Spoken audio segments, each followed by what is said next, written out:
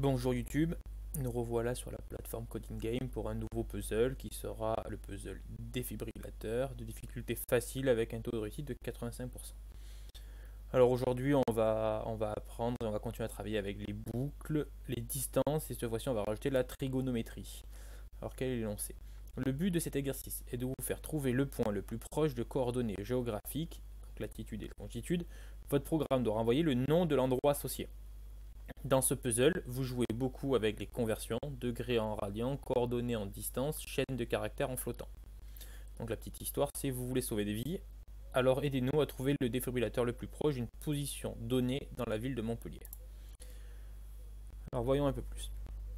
Donc la ville de Montpellier a équipé ses rues de défibrillateurs pour permettre de sauver des victimes d'arrêt cardiaque. Les données correspondantes à la position de tous les défibrillateurs sont accessibles en ligne. Sur la base de données fournies dans les tests, vous décidez d'écrire un programme qui permettra aux usagers de trouver le défibrillateur le plus proche de là où il se trouve grâce à leur téléphone portable. Donc, en entrée, de votre programme sont fournies les données dont vous avez besoin au format texte. Ces données sont notamment composées de lignes dont chacune représente un défibrillateur. Chaque défibrillateur est représenté par les champs suivants: numéro d'identifiant du défibrillateur, nom, adresse, numéro de téléphone à joindre, longitude, latitude. Ces champs sont séparés par des points-virgules. Attention, les décimaux utilisent la virgule comme séparateur pour la partie décimale. Pensez à transformer la virgule en point si nécessaire pour utiliser les données de votre programme. Ok. Donc là, il nous donne une petite formule. La distance D entre deux points A et B sera calculée en utilisant les formules suivantes. Donc voilà, là, il nous donne la petite formule. C'est bien, on n'a pas besoin d'aller la chercher. Donc on note que dans cette formule, la latitude s'exprime en radians. Et que Siméon correspond au rayon de la Terre. Ok, votre problème sera...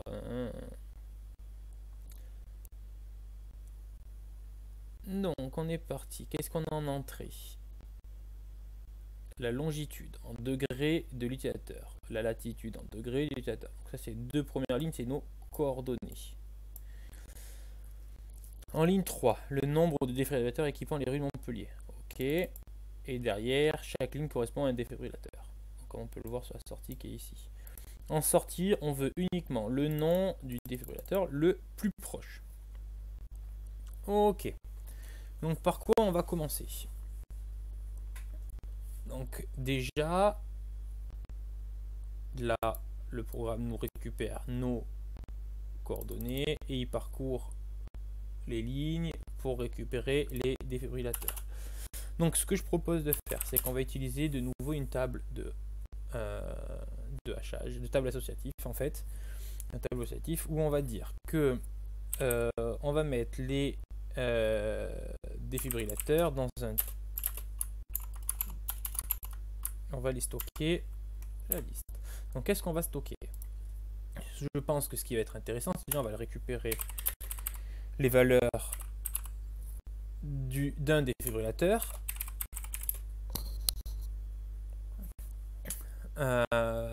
Pour ça, c'est égal à défib. On va le... Non, pas des bugs, défib. On va le split. Alors, ils nous ont dit qu'ils ont utilisé comme caractère le point virgule. Donc là, on vient de split la valeur. Donc on va faire comme on fait en ce moment. On va loguer à chaque fois pour vous permettre de suivre le raisonnement. Donc là, qu'est-ce qui se passe? Donc forcément, on sera en erreur. Mais on voit qu'on vient loguer toutes les valeurs des défibrillateurs les unes après les autres. Qu'est-ce qui va nous intéresser? Il va y avoir là tout de suite trois valeurs qui vont nous intéresser. La première, ça va être la latitude et la longitude. Donc on va les appeler lat qui est égal à ici, une fois que c'était split. Donc si on regarde la liste là, donc là c'est 0, 1, 2, 3, 4, 5. Donc ça va être la cinquième valeur. On va faire de même tout de suite. On va récupérer la longitude, qui est du coup celle-là, la quatrième valeur. La dernière donnée qui va nous intéresser là-dedans, c'est le nom. Donc on va récupérer le name, qui est elle l'index 1. Ok, parfait. Donc là, on a récupéré ça. On voit également que la longitude et la latitude sont séparées par des virgules. Or, nous, on voudrait par des points.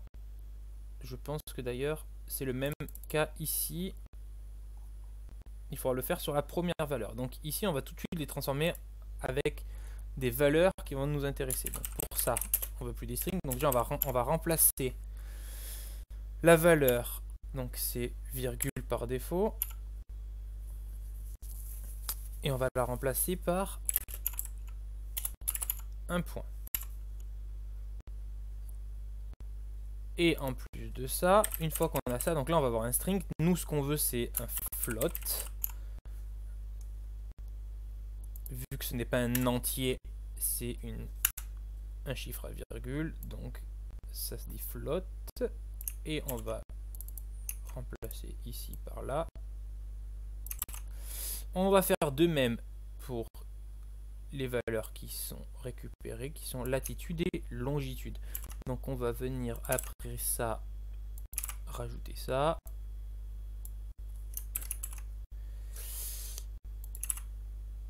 Et venir rajouter là, on va pas oublier de venir fermer en sortie.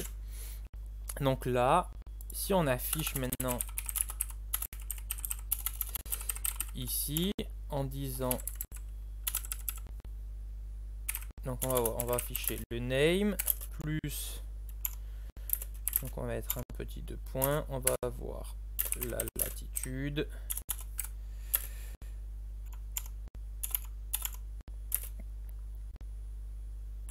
virgule, on va afficher la longitude, voir ce que ça donne si tout a bien été récupéré et transformé comme il faut. Donc on a bien le nom, on a bien en premier la latitude avec un point et la longitude avec un point, et ça pour les trois. Parfait. Maintenant qu'on a ça, qu'est-ce qu'on va devoir faire? On va devoir calculer la distance entre nous et ce défibrillateur. Pour ça, on va créer une petite fonction. Ça évitera de mettre le code en plein milieu et qu'on appellera pour calculer la distance. Donc, qu'est-ce qu'on a besoin pour calculer la distance? Donc, on a la formule qui est ici. On voit qu'on a un x et un y qui sont calculés à partir de latitude A, longitude A, latitude B, longitude B. Donc, ici, on va créer une petite fonction qui va être la distance. Donc, distance. Qu'est-ce qu'elle prend en entrée? Elle va avoir, alors, latitude A, latitude B, longitude A, longitude B. Voilà. Et qu'est-ce qu'elle va se faire dans cette fonction? Donc, hop, là, on va juste copier ce qui est fait à côté. Hein. On va rien inventer de sorcier. On va calculer donc une variable qui s'appelle x, qu'on va appeler donc var x, qui est égale à la longitude, donc longe de B, moins longe de A, qu'on multiplie par math de cosinus, où dedans on va avoir, donc là cette fois-ci on avait les longes, là ça va être lat de A plus lat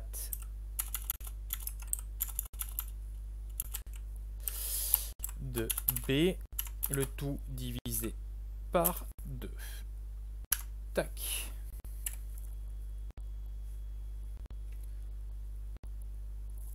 En dessous, on va avoir un var y qui est égal à lat de B moins lat de A. Et enfin, on va avoir donc la distance, donc c'est ce qu'on va retourner, qui est égal, alors on fait un math.sqrt pour la racine, pour calculer une racine. Alors, on pourrait calculer une puissance avec la méthode POW, où dedans on met la valeur et on met la puissance à laquelle on veut l'élever. Donc ce serait x au carré. C'est intéressant quand les puissances sont très grandes, notamment quand on a un x puissance 10 ou 11, ou 10, puisque pour l'écrire, ça serait x fois x, ce serait très très long. Par habitude, quand c'est comme ça, si on écrit puissance 2, on va voir qu'on a ça plus du coup math. Oh. Donc là, on ferme la racine et on va multiplier tout ça donc par 6 000. On voit que c'est quand même pas très beau. On pourrait, moi c'est très long, on pourrait en fait remplacer ça tout simplement par x fois x puisque c'est x au carré et ici par y fois y. Donc là, les deux sont valables. On va écrire celle-là. C'est un peu plus court. Ça permettra d'aller plus vite. Donc là, on a suivi la formule qui est là, qui nous permet de calculer la distance. Donc, ce qu'on va faire, c'est que ici, maintenant, on va calculer var d, qui est égal du coup à la distance. Alors, on va prendre que le point A et B, ça sera toujours nous. Donc, pour que ce soit toujours nous en A et B, en premier, on envoie lat en majuscule, puis lat en majuscule, longe en long en majuscule et long en minuscule. Alors, c'est vrai que les noms de variables ne sont pas très bien choisis. J'aurais pu faire un effort. On va vérifier maintenant la distance. On va rajouter ici. Donc, D est égal à... Et on va afficher en plus ici la distance. On va voir ce que ça donne. Il n'a pas aimé ligne 13. Alors qu'est-ce que j'ai oublié ligne 13? Oui, on ne returne pas égal, on returne directement ici. Et là on voit qu'on a des distances qui se sont affichées par rapport au point où on est. Du coup, ce qui nous intéresse à nous, c'est de prendre la distance la plus courte. Alors c'est là où on a fait notre petite table. Ce qu'on va faire, c'est qu'on va dire que ici, à l'index D, donc on va stocker la distance comme clé, on va lui stocker le name. On va supprimer ça, on n'en a plus besoin. Tac, tac, tac, c'est bon. Et on va afficher en sortie ici ce que ça nous donne dans cette table. Donc du coup, si on appelle des fibs et qu'on voit ce qu'on a, on va avoir une table associative où on va avoir la valeur de la distance et le nom correspondant. Donc là, par chance, la première, c'est celle qui nous intéresse puisque c'est la plus courte. Mais c'est pas forcément le cas tout le temps. Si on prend celle-là, on voit qu'on a beaucoup de distance. Et la plus courte ici, ça serait celle-là, qui serait 31. Alors que là, on a 32. Donc, ce qui va nous intéresser, c'est de trier ce tableau-là pour avoir la plus petite. Alors, vu que c'est un tableau associatif, il y a quelque chose qui s'appelle object.keys qui nous permet de récupérer l'ensemble des clés de cet objet-là. Donc, si j'affiche ça, alors, on va à la ligne pour que ce soit plus facilement lisible et que je réaffiche, on voit que là, maintenant, on n'a plus que les keys.